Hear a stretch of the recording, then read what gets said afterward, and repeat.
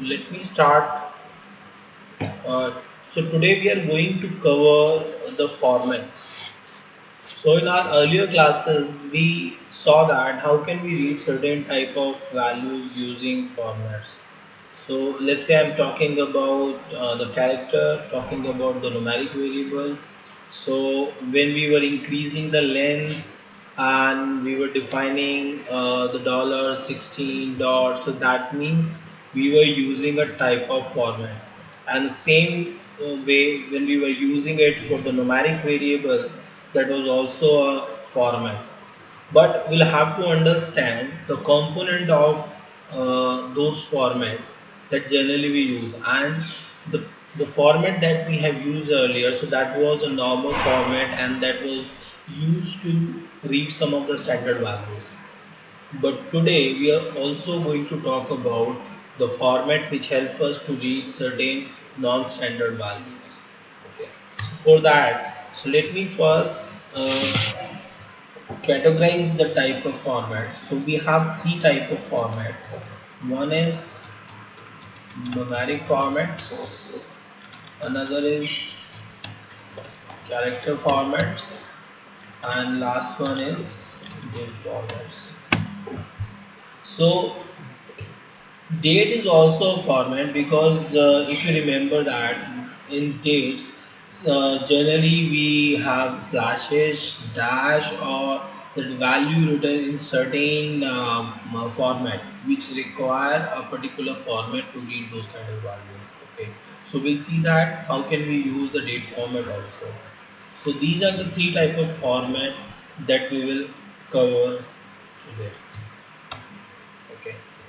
Another important thing, there are again two methods to create the format. One is system defined format. So these kind of format that we don't have to actually create the format, but these are, we can say, it's inbuilt formats. So these format already define the system, so we don't have to create it. Another type of format is user defined formats.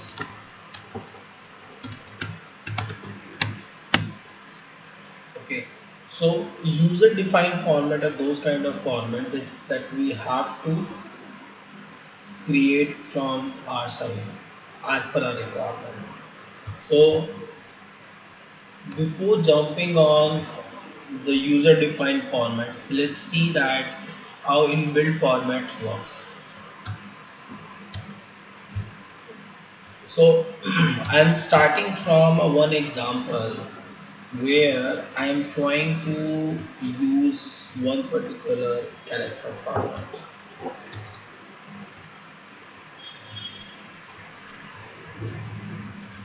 Okay, so I'm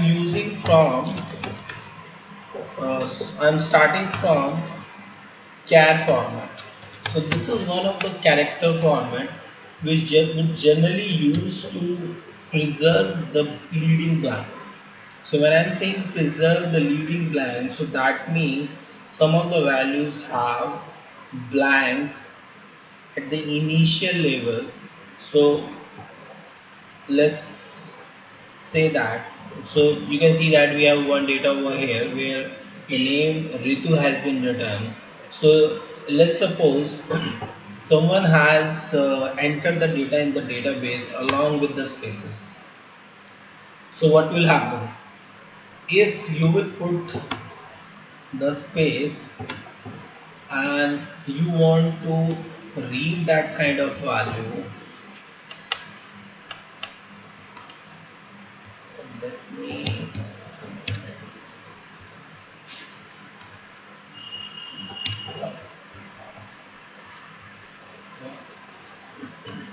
change the values of this value also.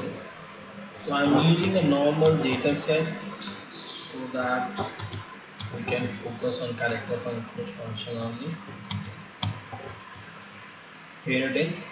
So now you can see that all of the values are standard values. The only problem with the name and in the one of the value in the name we have spaces.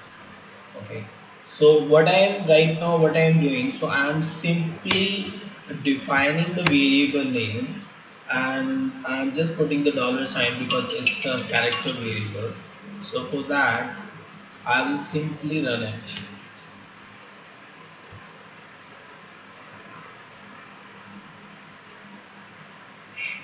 Okay. Now we'll go and check the log. Okay.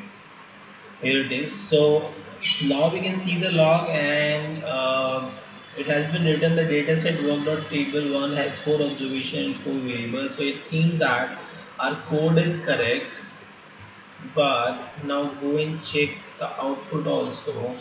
We'll go to work library and open the table.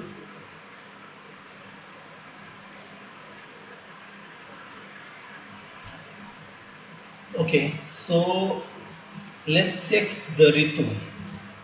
So I am just double click on that particular cell, and you can see that there is no space left in the Ritu. So when it reads the value, it removes the filter. Sorry, it removes the space.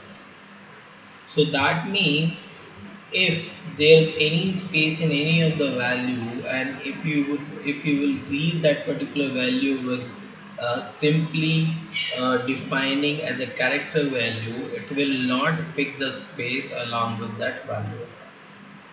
Okay, but in here in this case, we also want to read the value along with the spaces. Because what will happen, so let's assume that we have extracted that data from a master database, and in that database we have certain names that were with spaces. So I'm saying in my master database we have some names which have the spaces, but when you extracted the data and you have created a subtable in that, because you are creating those variable in a normal way, so in that case the name will not have any spaces.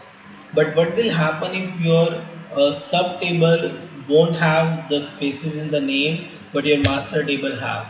So in that case, if in future you want to match certain names, then name will not matches, because in the master table those names have the spaces, but in your subtable the name don't have the spaces.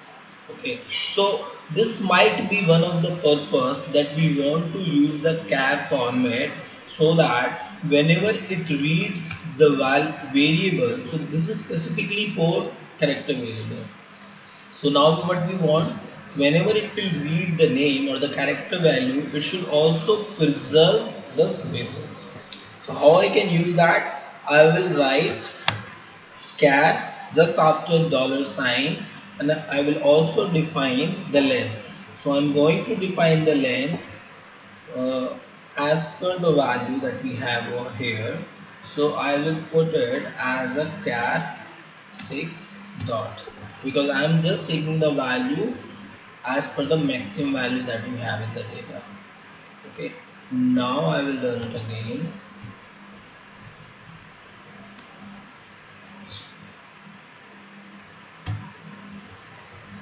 We'll go and check the log first. Okay, all seems good. Now we'll open the table. Okay, now again I will click inside the cell, and now you can see that now we have one space. Okay, so you can see that we have now preserved the one space. Now our value is here with one space, and that is because of the char format that we have.